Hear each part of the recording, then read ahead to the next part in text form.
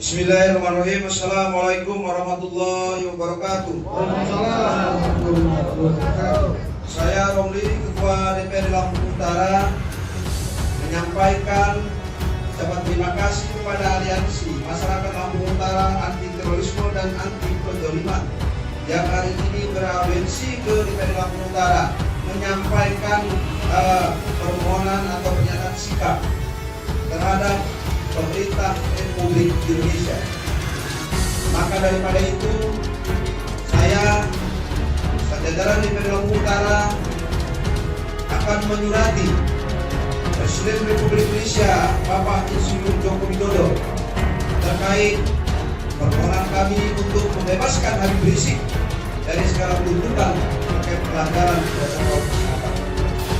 Dan juga di samping itu, pernyataan sikap yang disampaikan oleh Aliansi Masyarakat Lampung Utara Anti Terorisme dan Anti Penzaliman saya bacakan.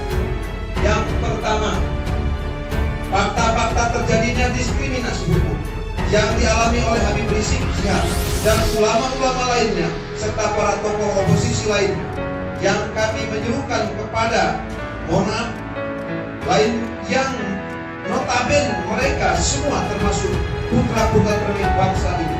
Maka kami menyuruhkan kepada majelis hakim dan pihak lainnya yang berwenang dalam pembebasan para tersangka atau korban diskriminasi untuk segera membebaskan mereka semua tanpa halangan. Yang kedua, usut tuntas pelaku serta aktor intelektual pelanggaran hak asasi manusia terkait terbunuhnya 6 pemuda-pemuda bangsa yang aktif dalam ormas, keagamaan dan sosial serta mengungkap aktor kejadian yang terindikasi berada dalam mobil dan pusar warna hitam berdasarkan keterangan media Tempo tanggal 12 Desember 2020. Memang tentu ada teroris yang benar-benar real teroris, karena yang khawatir lebih lagi ada teroris yang diperistiwakan ini tatkala dia berseberangan terkait dengan kebijakan politik. Kemudian filosofi stick and carrot, di mana orang-orang yang mencilat itu diberikan carrot, diberikan makanan, sementara orang-orang yang kritis itu antek memakai palu kekuasaan. Kita tidak ingin. Apabila dua golongan manusia itu baik, maka baik rakyat. Dan apabila dua golongan itu rusak, maka rusaklah rakyat. Siapa dua golongan itu? Allah ini, Allah tanbih, kata anak santri. Ini tanbih, peringatan. Ingat kata Rasul, dua golongan itu siapa? Ulama dan cemaloh, ulama dan pejabat, ulama dan pemerintah. Apabila seiring sejalan tidak saling berebut, tidak saling menjatuhkan, insya Allah aman. Akhirnya negeri kita baldatun thayyibatun walaupun. 3. Terkait upaya pengiringan opini tentang terorisme yang seakan-akan disematkan pada agama dan umat Islam harus segera dihentikan, yaitu dengan dilakukan pembahasan dan kesimpulan detail dan komprehensif terkait definisi terorisme itu sendiri.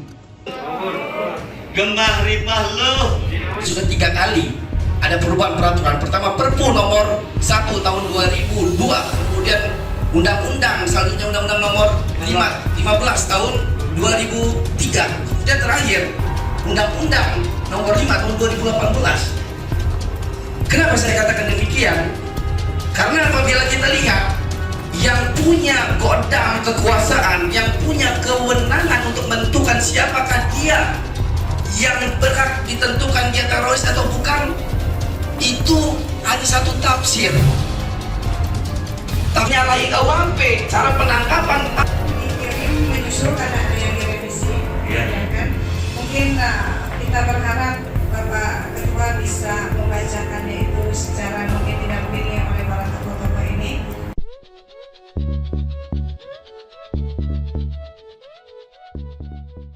Surati Presiden, Massa dan DPRD Lampura minta HRS dan Munarman dibebaskan. Teriakan Allahu Akbar memenuhi ruang rapat DPRD Lampung Utara atau Lampura, Kamis 29 April 2021. Hal ini sebagai respon atas persetujuan para legislator Lampura untuk meneruskan tuntutan massa ke Presiden secara resmi. Salah satu poin penting adalah membebaskan Habib Rizik Syihab atau HRS dan mantan Sekretaris Umum Front Pembela Islam FPI Munarman.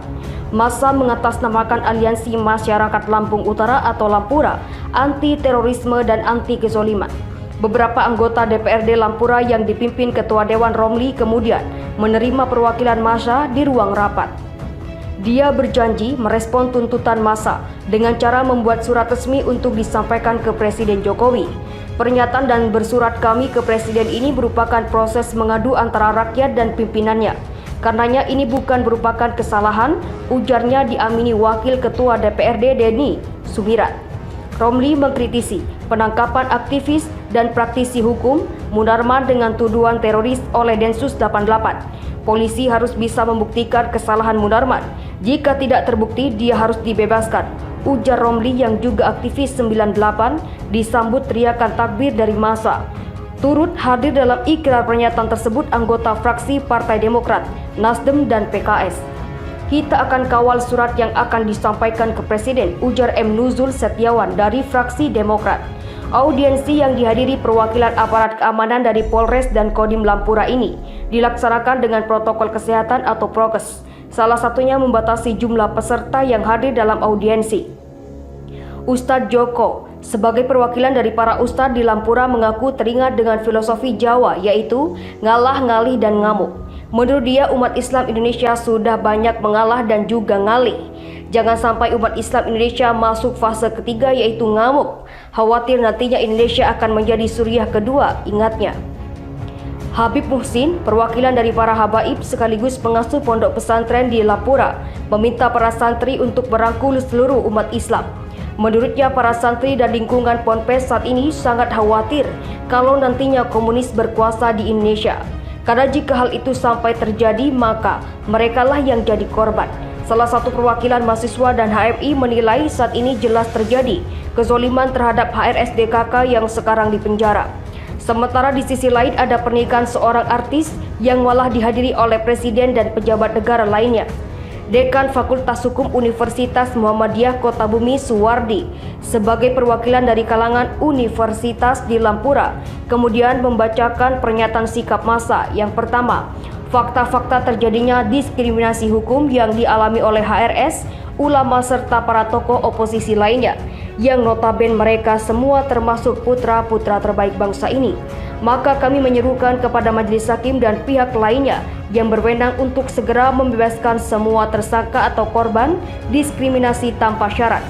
Yang kedua, usut tuntas pelaku serta aktor intelektual pelanggaran HAM berat terkait terbunuhnya 6 pemuda-pemuda bangsa yang aktif dalam ormas keagamaan dan sosial, serta mengungkap aktor kejadian yang terindikasi berada dalam mobil Land Cruiser. Terindikasi berada di dalam mobil Land Cruiser tersebut warna hitam berdasarkan keterangan media Tempo tanggal 12 Desember 2020. Yang ketiga, upaya penggiringan opini tentang terorisme yang seakan-akan disematkan pada agama dan umat Islam harus segera dihentikan, yaitu dengan dilakukan pembahasan terkait definisi terorisme itu sendiri. Selain itu, mendesak pemerintah, DPR, dan MPR RI untuk menyatakan organisasi Papua Merdeka atau OPM bukan sekedar kelompok kriminal bersenjata KKB, melainkan organisasi terorisme. Yang keempat, hentikan segala bentuk fitnah dan kezoliman. Dengan cara DPR dan pemerintah harus segera menertibkan informasi hoax dan menjadi pelopor gerakan anti-hoax dalam bentuk apapun, serta menekan pihak. Yang kelima, perkembangan penggunaan media sosial saat ini mengarah pada penistaan agama, terutama agama Islam yang dijadikan sasaran target kaum sekuler dan liberal, serta kelompok Islamofobia.